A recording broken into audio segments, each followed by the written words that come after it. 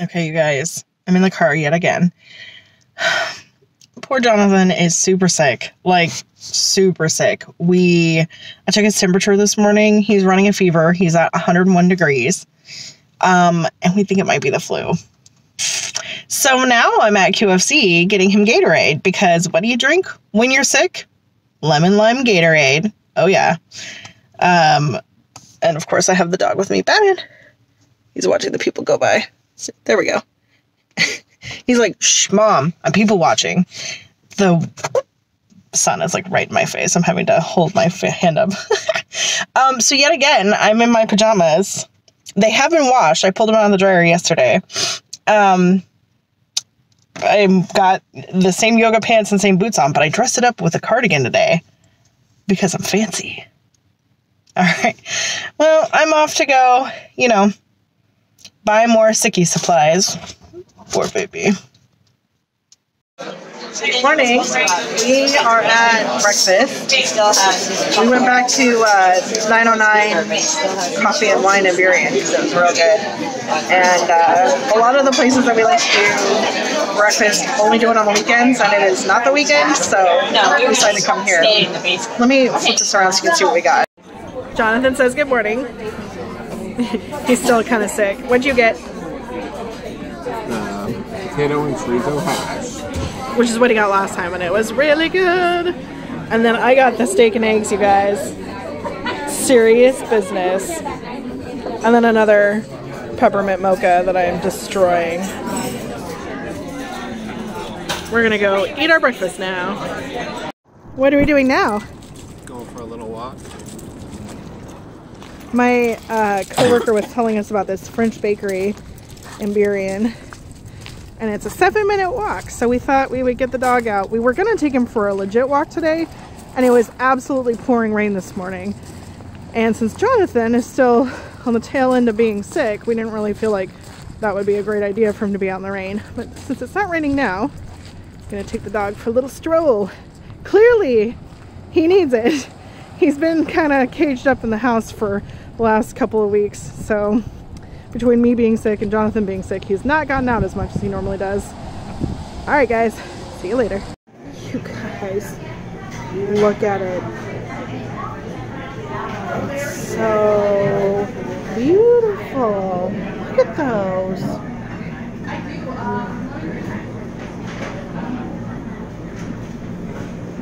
This is going to be a terrible, terrible decision. All of the things are so beautiful. You guys, I just got home and this guy left, I flipped it over so you can't see his contact information, but he left his business card and like his information trying to get me to sign up with Comcast/Xfinity, and I just had to laugh. I have CenturyLink now at the house. Everywhere else I've ever lived, the only thing that was available was Comcast, and it was just the worst. They have terrible customer service. I had all kinds of issues with the service. Anyway, so I was so excited when I could switch to CenturyLink, and this was in my door, and I was like, yeah, right, dude. Like, nice try, but there's no way.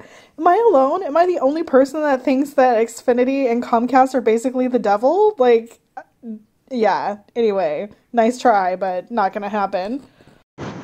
Good morning. Hey.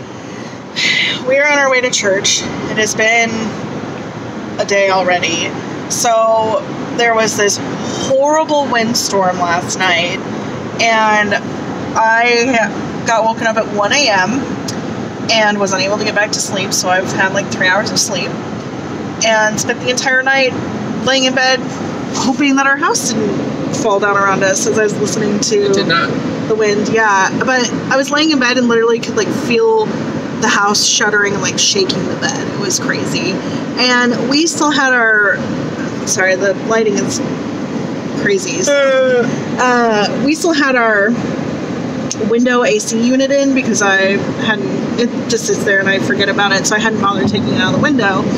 But there's like a little tiny gap where the like accordion things that are supposed to go all the way out to the edges of the window, it like doesn't quite meet.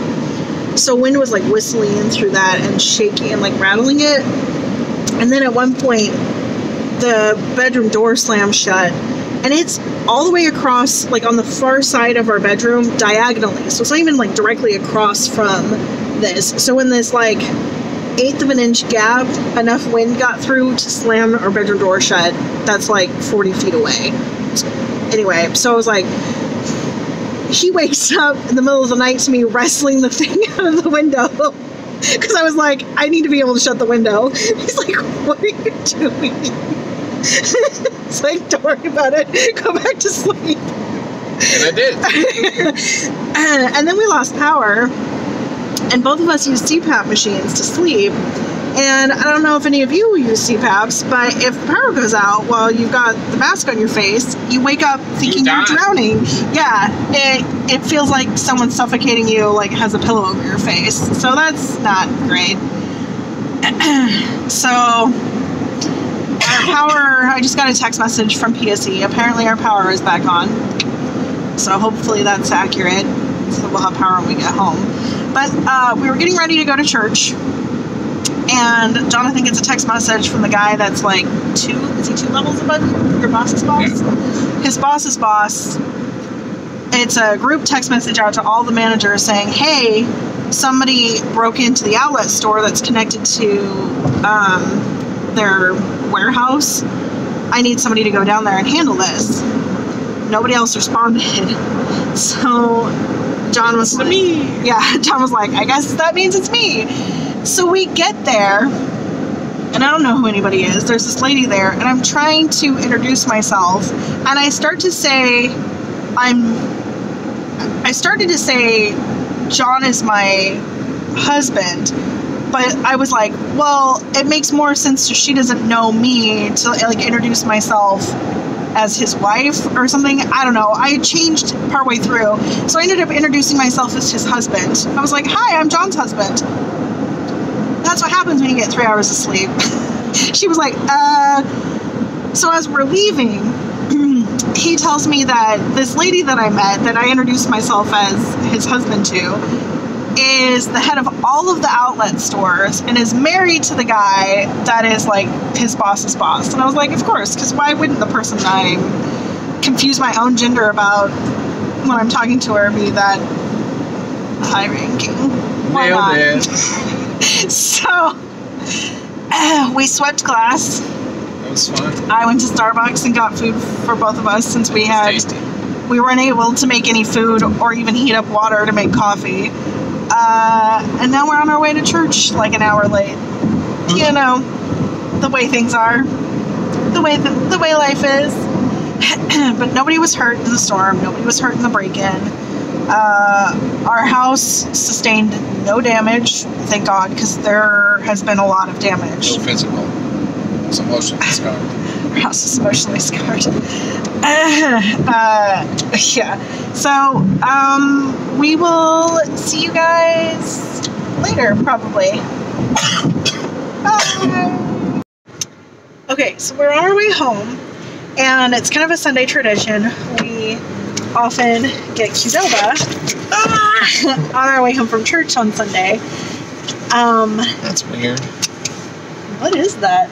Fountain. Oh, it's a dude walking down the street carrying a fountain.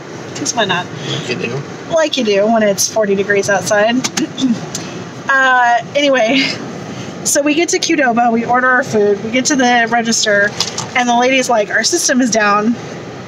So she had to write everything. They have a like booklet where they do all of the stuff when they're offline, and they he's trying to turn here. I'm trying not to block its way. There we go. No, I'm not all up in my own business. They had to like look at the reader board to see how much everything was. Then she's on her cell phone like calculating out the tax. And then they had to like handwrite out our credit card number so they can charge it when their system's back up. And I was like, I feel like today is just a weird off day for literally everybody. Like everybody has had some sort of issue. Like all of my sisters were up. I went to all the things. All night.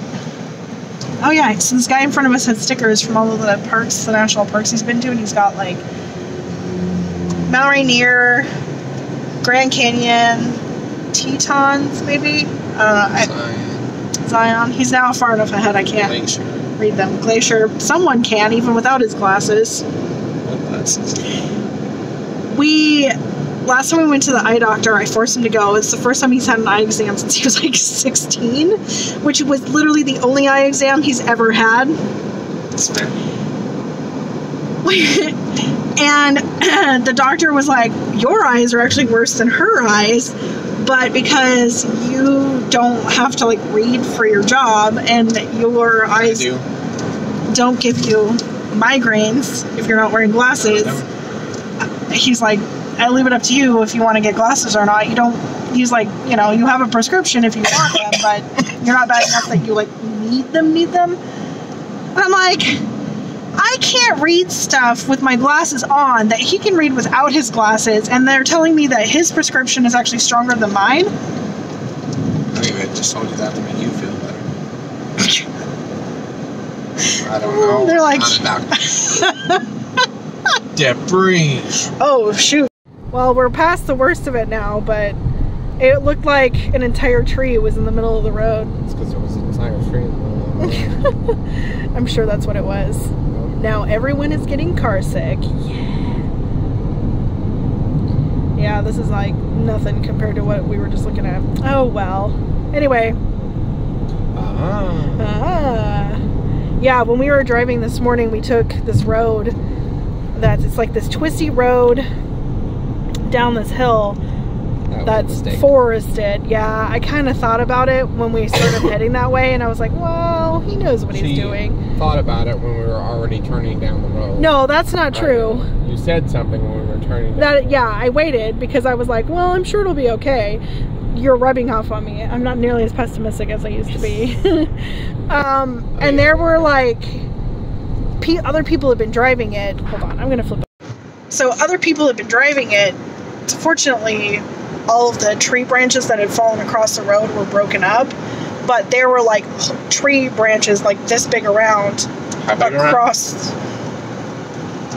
the road in several places, and they were like debris. They had been broken up, but there were chunks that were still like a foot long. So we kind of had to like dodge, and unfortunately the road is super twisty, so you can't really see very far ahead. So as you're coming around this like, if you need glasses. So as you're coming around these like tight bends, there's like a log. I mean, a log is an overstatement, but a small log in the roadway. So I was like, let's not take this road on the way home. But you weren't going anyway. Yeah, we weren't going back that way anyway, so.